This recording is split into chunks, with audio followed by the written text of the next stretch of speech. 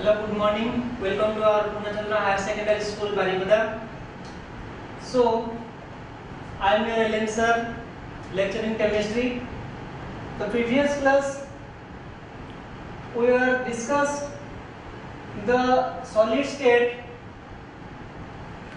and the electrical properties of solid, that is the conductor, insulator and semiconductor. Now we are going to discuss about the Bain theory of solid.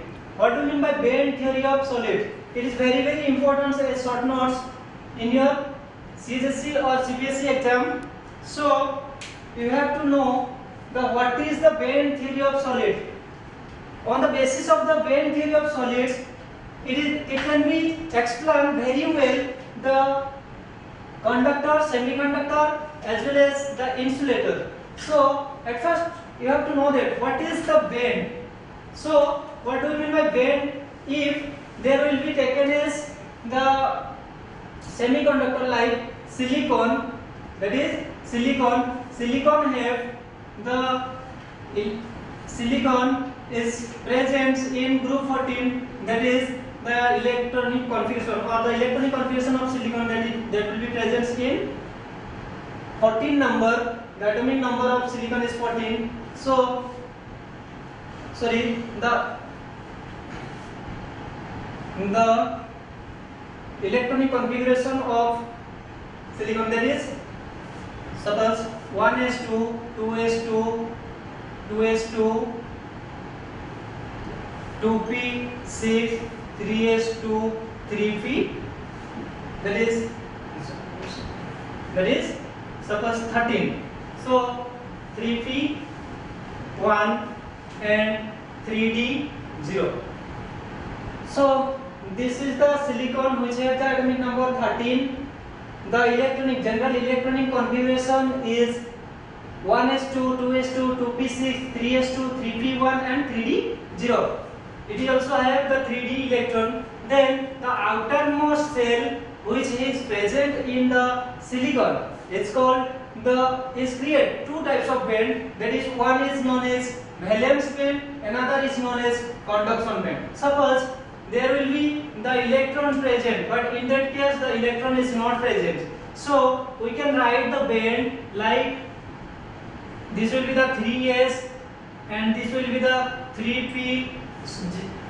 Because of the presence of electron, it will be heavy, so it will be go towards the bottom, and which have the lighter particle which have no electron, it will be go away from the or go top to the bottom, that is 3d electrons. So in case of 3d electrons there will be no electrons, and in case of 3p and 3s orbital there will be presence of electron, due to which it is heavy, and due to the presence of electrons, due to the absence of electrons, in case of 3d orbitals there will be the lighter orbital. So here is creation of two band, that will be the conduction band which have no electrons, and that will be the valence band which is completely or which is filled, not completely, which is filled with electrons.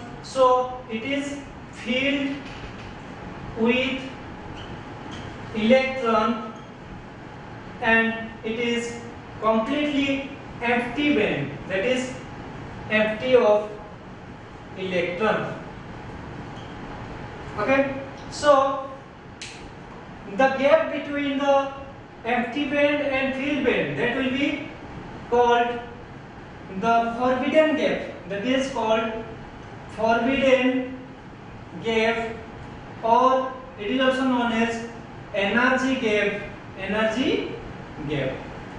So on the basis of this band, two band, that is conduction band and valence band, which is empty band and filled band, we can explain the conductor, semiconductor and insulator is very well. So it is clear that in case of conductor, at first in case of conductor,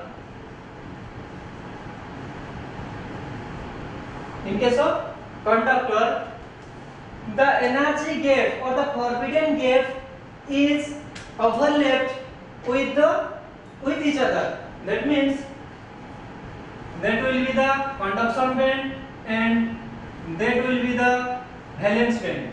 Valence band containing electron, but conduction band has empty band. So it is empty and it is valence band that is filled with electrons.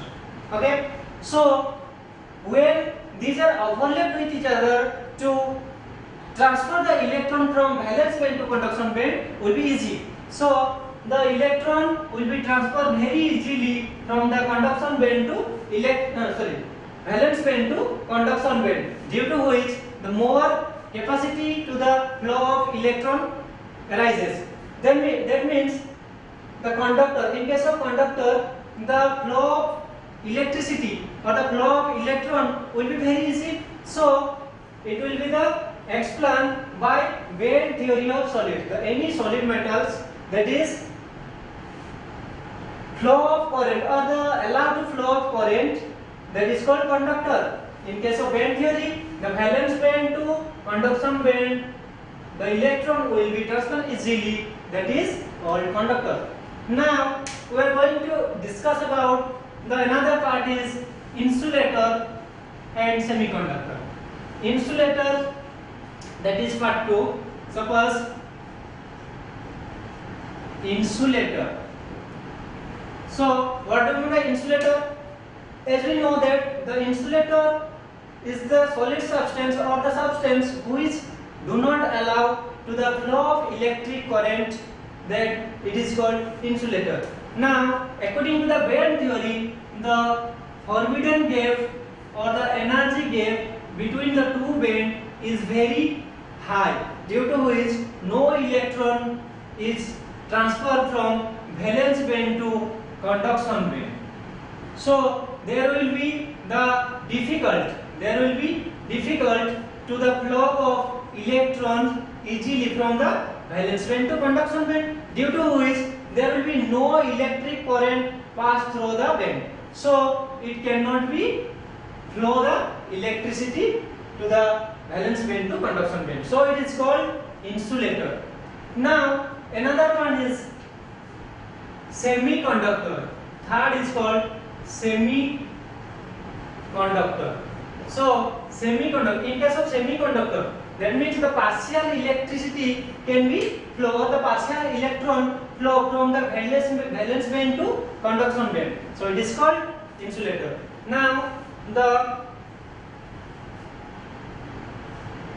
energy gap or the forbidden gap between the valence band as well as the conduction band is very small, and it lies between the conductor and insulator, is called semiconductor. So the partially electron will be transformed from the valence band to conduction band. So it is called semiconductor. Now the energy gap, here is energy gap or the forbidden gap is negligible in case of conductor. Due to the energy gap is negligible, then easily electrons from valence band to conduction band will be transferred. In case of insulator, the energy gap is very large, due to which no electron move from valence band to conduction band. So it is act as an insulator. Now in case of semiconductor, the energy gap or the forbidden gap is small. Energy gap is small or lies between conductor and insulator. Conductor and insulator. So it is called semiconductor. Semiconductor are of two types. Last class we could discuss the semiconductor, intrinsic semiconductor and extrinsic semiconductor. Intrinsic semiconductor means pure semiconductor and extrinsic semiconductor means impure semiconductors. Impure semiconductors are of two types, p type and n type. That are the defect, that is impurity defect or the examples of impurity defect, that is p-type and n-type semiconductor.